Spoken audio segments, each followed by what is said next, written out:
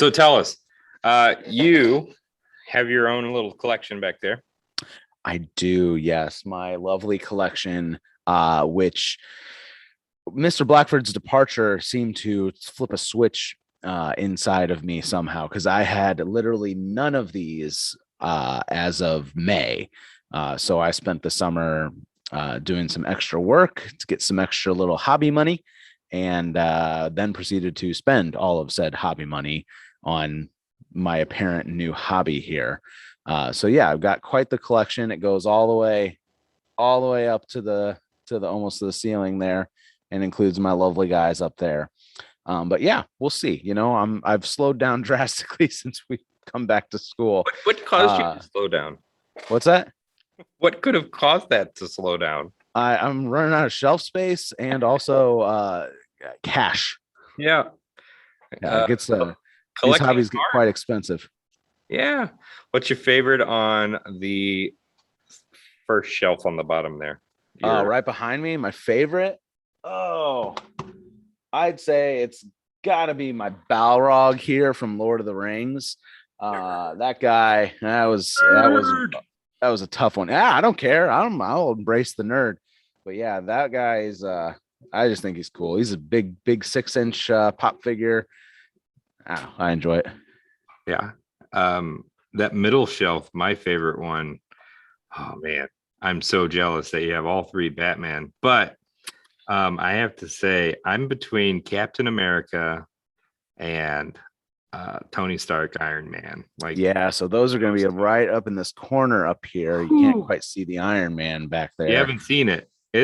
They're really cool. Yeah, those are ones that I saw last year, and I kind of was like, hey, those are pretty cool. And then when I started finally buying them, I was like, hey, why not? I liked those.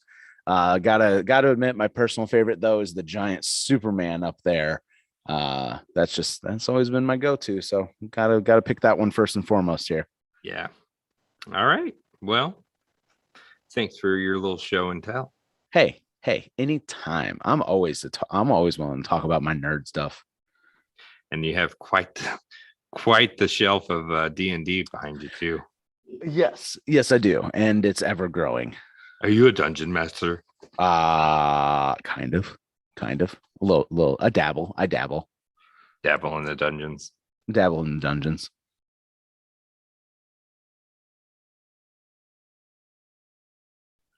Welcome to another year of weekly updates. However, this year it is not just going to be the 8 green team. We're going to throw in the mix of the blue team for the 8th grade. That's me. Stay tuned, because next week we will have hopefully an intro. An intro video, I think, is pretty important. So, got to let people know who we are. Right. I'm Kyle Denny. And I'm Ryan Coleman. Just get into it. I mean, we're embarking on a new journey. I know. This is the first one we've done by ourselves. Yeah. It's almost like we should know what we're doing, but I don't think we do. Did I hit record? Yeah. Yeah, we're recording. Gotcha. Start from the top. You see the TIE fighter? I do, yes. I do see them. Show your dragon. My dragons? Show your dragons, man. My dragons. Oh, those are legendary dragons. I bet you they drop rare weapons. Yes, they do. Mythic rare. Well, let's see. You this is your first year with teaching history, so those of you who may have had Mr. Coleman as a teacher, or if you're a parent and your students had him as a teacher, he used to do science, but now he's coming to the dark side of the history realm, just like I've been doing. Yeah, I'm pretty excited to start off in history, or pick back up in history. You sound really excited. I am super excited. I could not be more excited. And have a good day. The end. No, I really am pretty pumped to come back to what I started teaching not American history, but social studies as a whole.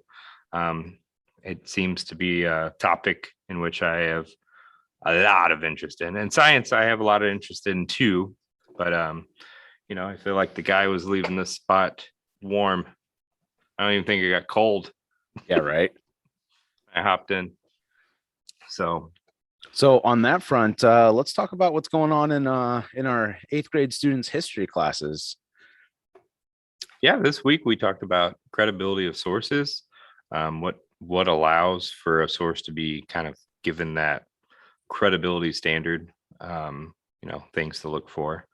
And we're going to be looking at the authenticity of the story of Pocahontas as told by Disney, if that was a credible source about the founding of Jamestown.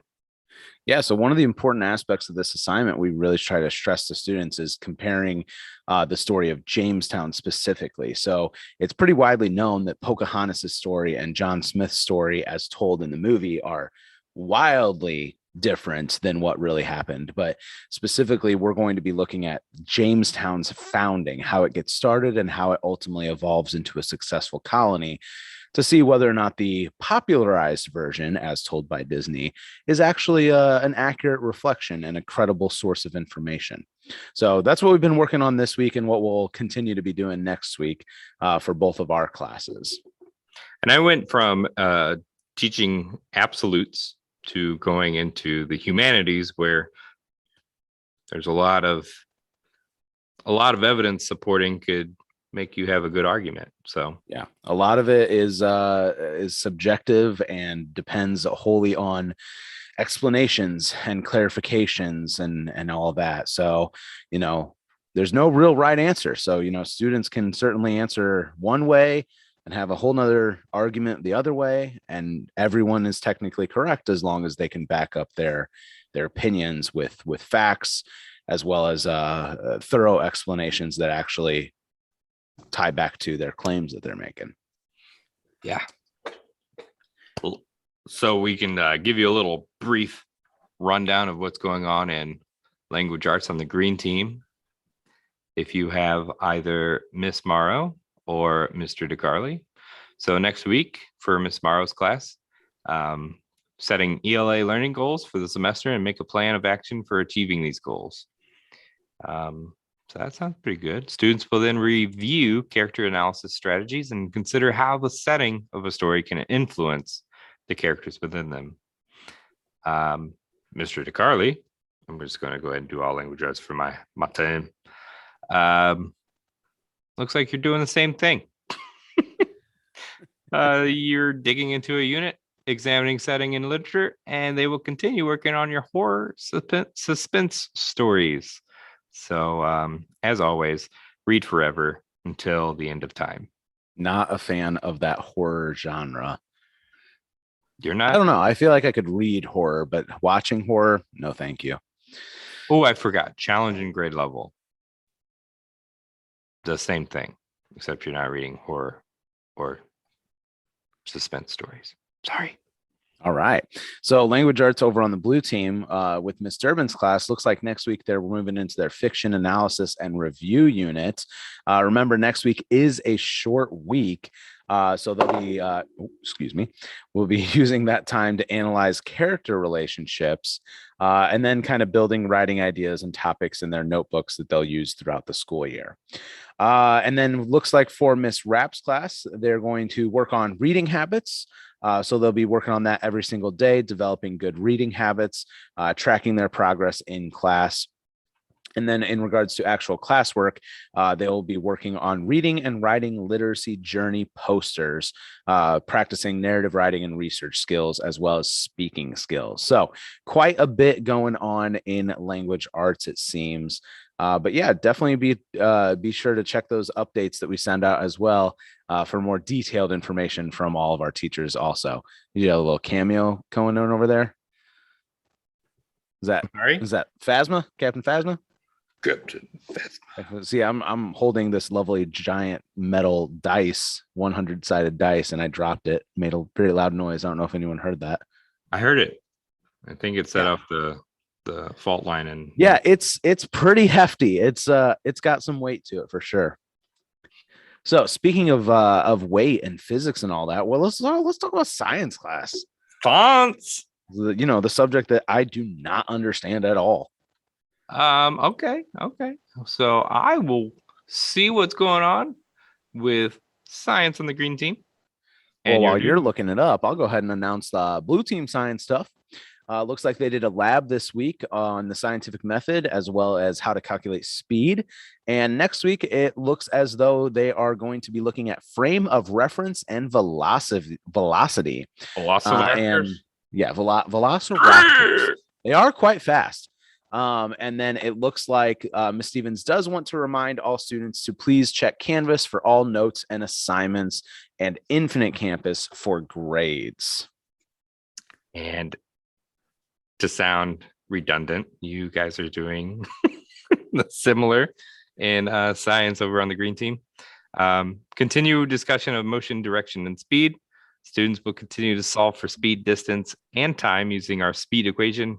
And then we'll close out the week, just like you said, discussing frame of reference. So that'll be fun. That was a fun unit.